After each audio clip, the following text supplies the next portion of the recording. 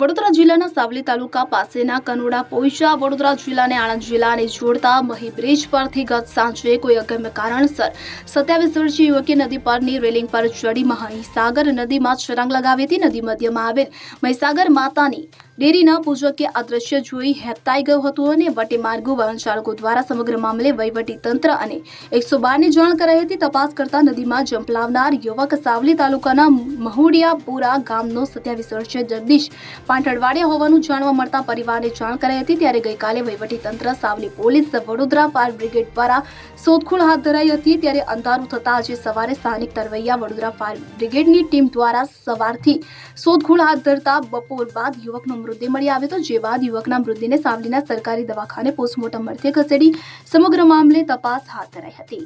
Vadodara fire and ઇમરજન્સીને ગઈકાલે 5:30 વાગે call મળેલો તો પોઈચા કનોડિયા બ્રિજ ઉપરથી કોઈ કૂદેલું કોઈ વ્યક્તિ, તો ગઈકાલે શોધખોળ કરતાં ના મળેલ, પછી આજે સવારના પાછા આવેલા અમે, તો આજે શોધખોળ કરતાં અમને મળી ગયેલ છે અને પોલીસને સોંપેલી બોડી।